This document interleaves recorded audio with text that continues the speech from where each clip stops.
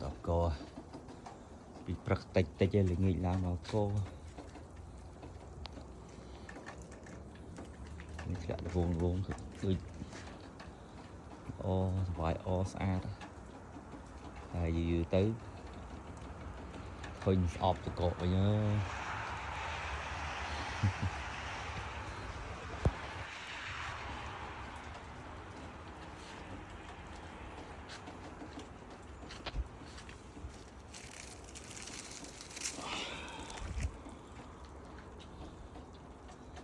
rất chơi chú tụm hai món lấy từ cọ chú một đầu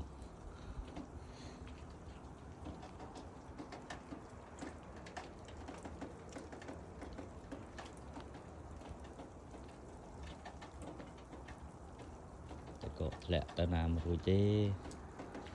chỉ cần là xa không bạn biết nghiệp rồi